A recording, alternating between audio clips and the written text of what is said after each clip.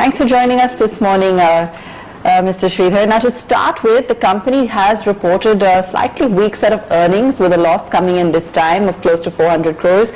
So, going forward, are you still optimistic about the growth potential?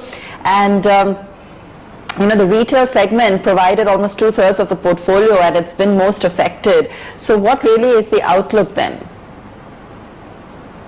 See, what we did is during these challenging times, which started with the liquidity crisis and then continuing with the COVID impact, we decided to strengthen our balance sheet.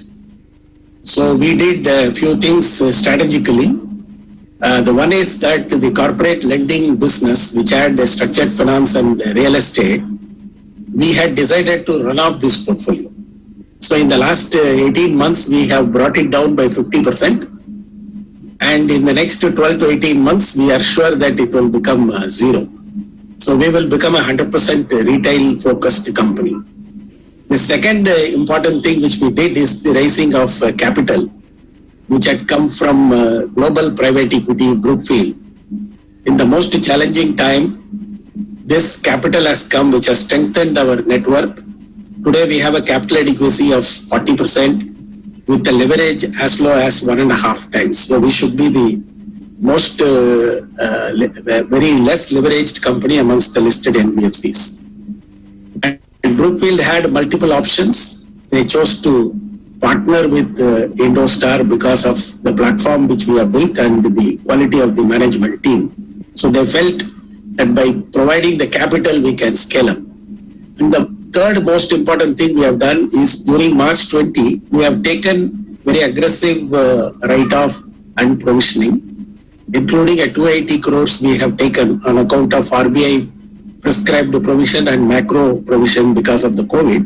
So I think we have ring-fenced the balance sheet with these three important strategic decisions we have taken. So now we look forward to the growth in the retail businesses of CV, MSME as well as affordable home finance, where we have built an excellent team.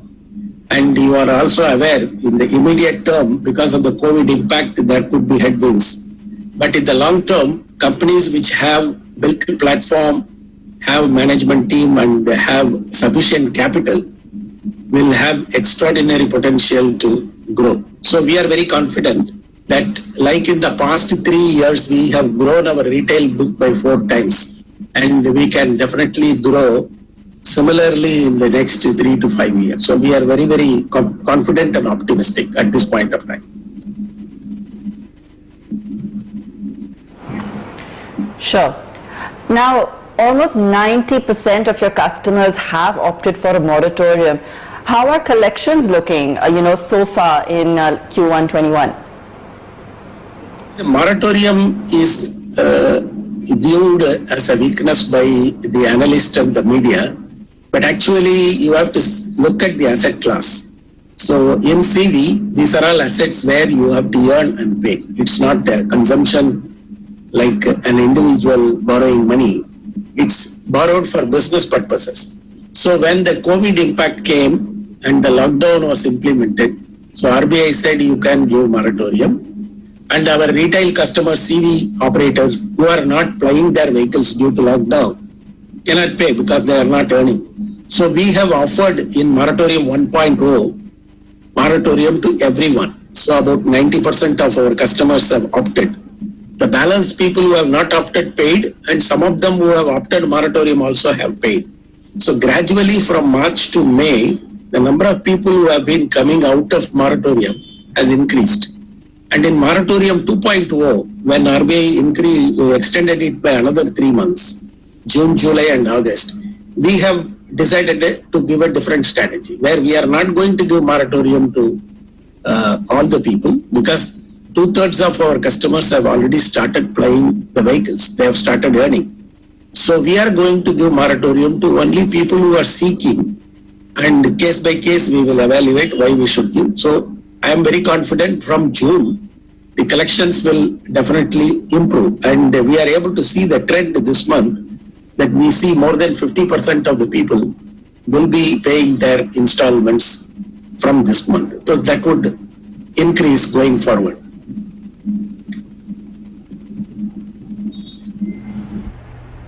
Right. Mr. Sridhar, given the weak borrower profiles in the current tough macro environment that one is in, by how much do you expect your NPAs in particular to rise? And also, what are the changes that you yourself are observing for the non-delinquent customers? See, the environment is very tough and challenging. Particularly, this is affecting some of the customers in the particular industry. For example, if you take commercial vehicles, the heavy commercial vehicles and the fleet owners have been impacted, mainly on account of shortage of drivers, plus shortage of people who can load and unload because of the exodus of migrant laborers from the cities. This is becoming a problem. We have talked to all our customers and we find that 2/3 of our customers have already started playing, and we are mostly in the used vehicle financing, and we have been financing light commercial vehicles, small commercial vehicles, and to some extent heavy commercial vehicles also.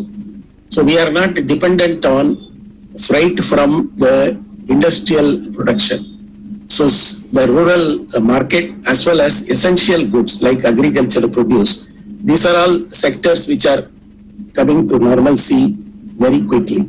So as we are not in those segments, we are not very much impacted. And in the business of MSME as well as in affordable home finance, we see the same trend. So our quality of already existing book is good, and we have taken very aggressive provisioning and all that. So we don't see much of a problem in terms of NPAs going up. We have estimated that, we have taken the cushion, so I don't think we will have much issues. Okay, good to hear that. What about the funding scenario? How is it that you're analyzing the landscape here? Because if we look at the margins, they have contracted both on a sequential as well as in an annual basis. How do you see your margin trajectory shape up in the coming few quarters? So the margins will be comfortable, but in the immediate past, because we have run off our corporate book where we used to get good income, so that we have sacrificed because we have decided to run off that. We used to get a lot of front-ended income also. That's one of the reasons. The second is because of the liquidity scenario, we have been carrying more money. So there is a negative carry there. That's why the margins have, suffered a little bit. But going forward, we are going to focus on two businesses in our retail business, which is used commercial vehicles, where our yields are going to be about 18%. Plus affordable home finance, where we are lending at around 14%. In SME, we have 14. In the new vehicles, we will have less. So these two businesses we will do in partnership with banks. Already we have a partnership with ICICI Bank, where we have worked in the last 1 year for new vehicles, and we have generated about 1,000 crores. So the lower yielding assets, we will have a strategy of putting it through off balance sheet. The higher yielding assets, we will keep it in the balance sheet.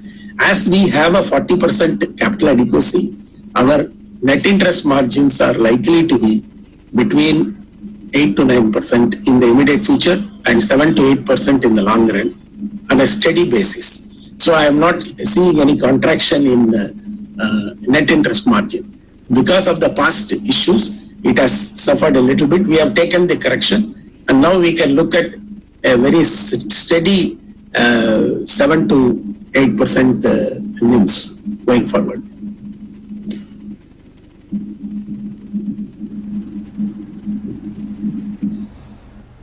Okay, Mr. Sridhar, good to have you on the show. Thank you so much for taking the time out and joining in to help us understand where business is as of now and where exactly do you see visibility come in the next few quarters.